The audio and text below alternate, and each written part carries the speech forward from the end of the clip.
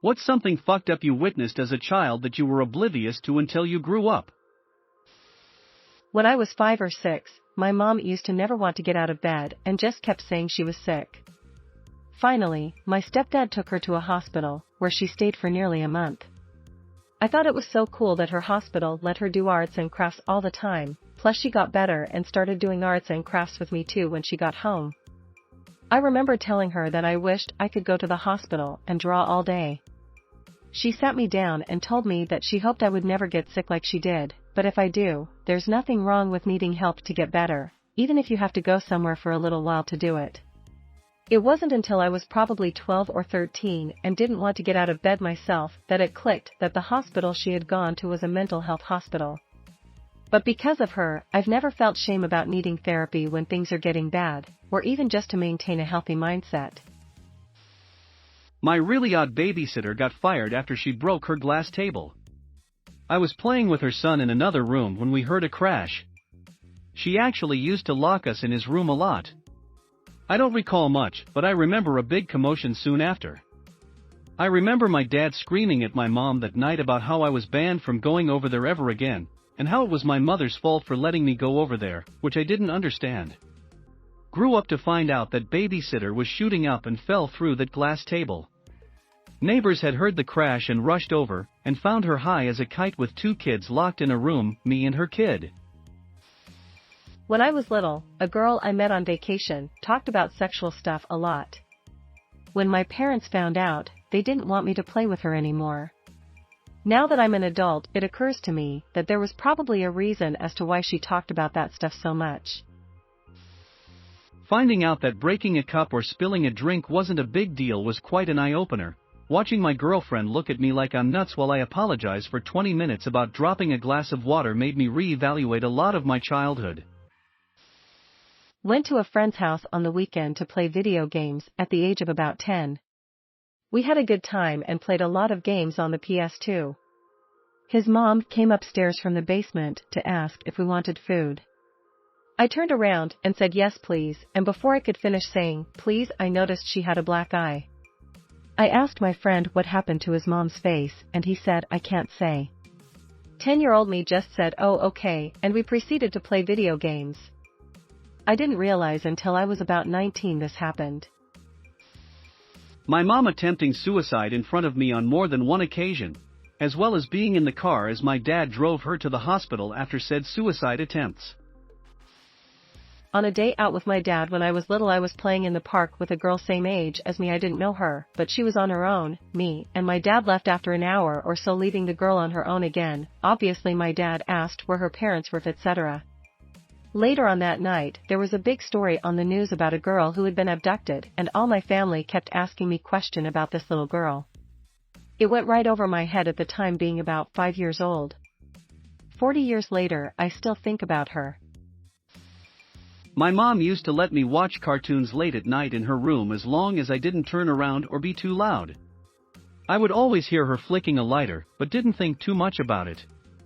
Years later I found out she was smoking meth right behind me and blowing it out the window. She would use me as an excuse as to why she was awake if my stepdad woke up and caught her. My uncle withdrawing from drugs. He was always the fun, loud, crazy uncle. I was around 10 and my mom and I came home from somewhere, and when we pulled up he was sitting outside and said he needed a place to stay. My mom had to work the next day, and he and I were both hanging out at the house, and I could tell he didn't feel well and was dry heaving. It was really scary. I asked him if I should call 911 and he said no, he'd be okay. I had no idea he had drug problems until I became an adult. He passed away not too long ago from liver failure. My neighbor's body just hanging by the window. Kids my age got to see it too since we were playing outside.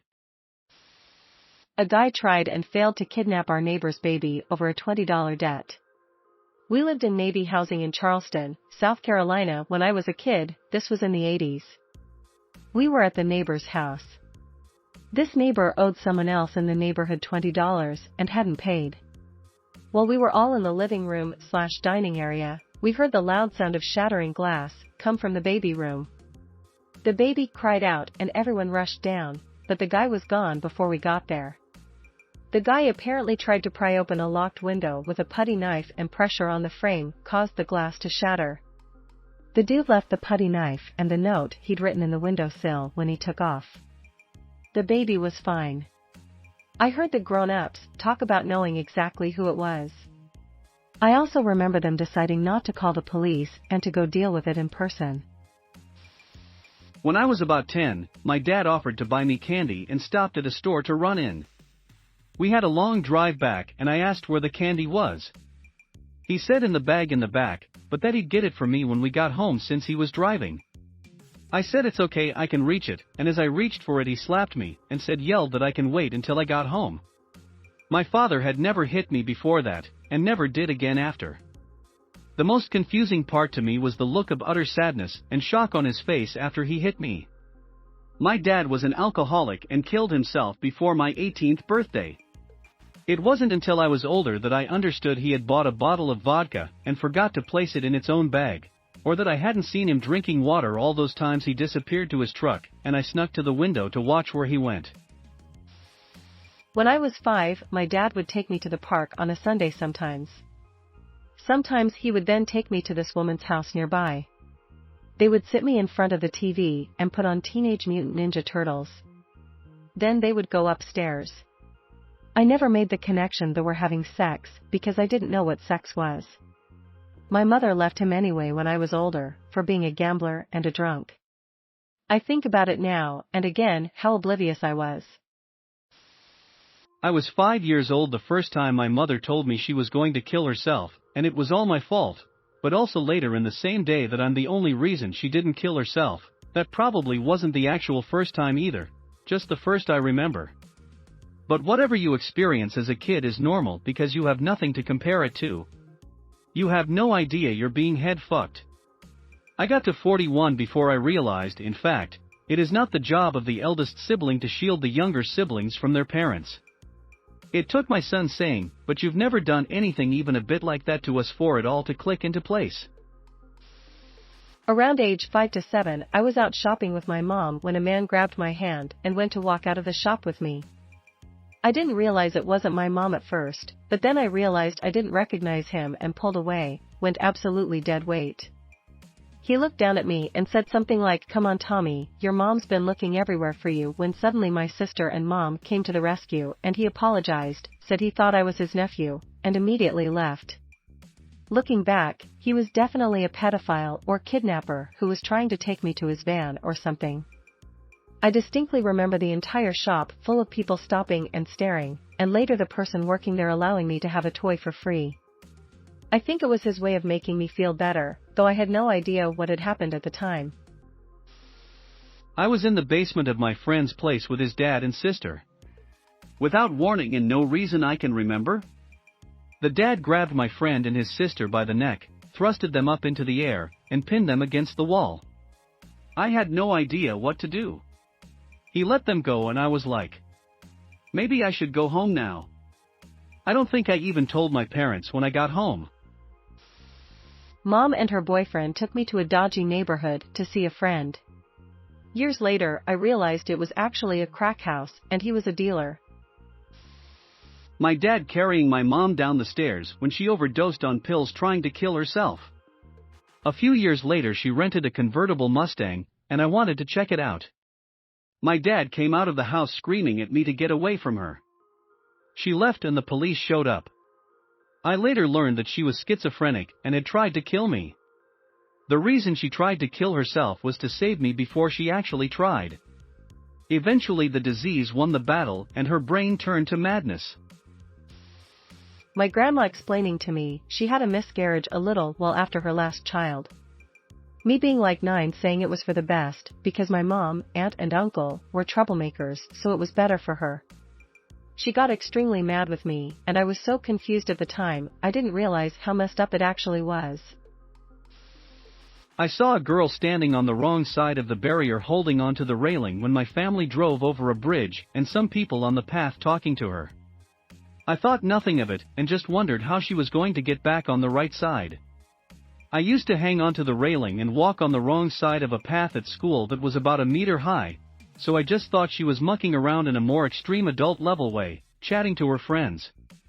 I didn't realize until I remembered it randomly as an adult, and I have no idea what the outcome was. There's been petitions to raise the height of the safety barriers on that bridge to reduce the number of suicides, but unfortunately nothing has been done. I was circa 9 years old, and my 40-plus-year-old sports coach was one of my best friends. He took me on trips, e.g., swimming, crazy golf, bought me presents and made me captain of the team, even though I was probably the worst player. He always treated me really well. All of a sudden, he just left town. No word of goodbye. I was always really sad and felt like I lost a real mentor. Even when I became an adult, I didn't even think anything of it and wondered where/why he vanished. People would whisper rumors about him, but I knew that he was a great guy. A couple of years ago, a friend showed me a website. My sports coach's face was on it, and it said that he had been charged for historical sex crimes against children. The charges dated back to the couple of years where he spent lots of time with me. It was only then that I accepted that our friendship would have probably evolved at some stage. I was so oblivious. When I was about 9, I went fishing by myself at a fairly secluded spot. Next minute this guy sits down next to me. He starts chatting with me. Frankly, I was a bit annoyed with him intruding on my solitude, and I was a bit surly. Anyway, suddenly he says, "What's that?" and points to an unopened condom packet that has magically appeared on the ground between us. I say, "I don't know." "It's a condom." "Do you know how to use one?" he asked me. I just shrugged and said something like no idea. I did my best to ignore the guy, not because I felt threatened, just annoyed. Eventually he got up and left. Years later, I remembered the encounter and realized I'd probably had a brush with a pedo. My now dead uncle giving food to his father but not mother while she was blind and so hungry that she was soaking old bread in water to eat. In kindergarten, one of my little classmates excitedly told me that her uncle, I don't remember specifically, was visiting and had promised to do his favorite thing, kiss her little tutu, genitalia. I didn't understand and wondered why anyone would want to do that. It took decades before I realized she was being molested. This was a kindergartner. A guy who was forced out of the church and none of the kids knew why. 30 years later, he was arrested for pedophilia dating back to when he was kicked out of the church. All the kids loved him as he always showed a ton of interest in us. Turns out, the church covered for him to not lose face, and he went on to molest more kids across the state for 30 more years. Here is the guy. Dad and I were hunting along a lodging road when we came across a cable that loggers put across to stop traffic. A few feet from the cable was dirt bike helmet. I went to pick it up, but my dad stoked me. Turns out a guy was dirt biking and hit the wire and cut his head clean off. Dad didn't tell me until I was older. Another dad story, he asked his mom, my grandma, for money to buy my brother and I clothes. She gave him her department store credit card to use. He bought a microwave with the card, then took us with him to a pawn shop and told us not to say anything. He told the pawn shop that his wife didn't like the color and they exchanged it for cash, which then was used to buy drugs, and never were any clothes purchased. In almost all of my pictures as a child, I'm wearing the same things over and over and over again. I have a big family, aunts, uncles, cousins, etc., and whenever a reunion came around all the adults told us not to be alone with our grandfather, their own father. It turns out that he was a child molester, even his own kids couldn't escape him until adulthood. They lived in very rural Rocky Mountains where the closest neighbor was 5 miles away. When I was about 10 or 11, me and my friends went to a small woodland area in the neighborhood to just explore and everything, though after a while we stumbled across an animal heart. No body, bones or anything we could see nearby, though it was clearly fresh. We later learned a kid in the area was a tiny psychopath and loved torturing animals around there, crucifying their bodies in his shed. He was found out after trying the same thing with his neighbor's new dog. When I was in 7th grade, a boy from my class got kicked out of the school, reason being, at the time, he had bullied an 8-year-old boy so much that he and his family had to move. A few years later, when I was in high school, I was later told that he didn't just bully him, he had straight up raped him at the boys' locker room.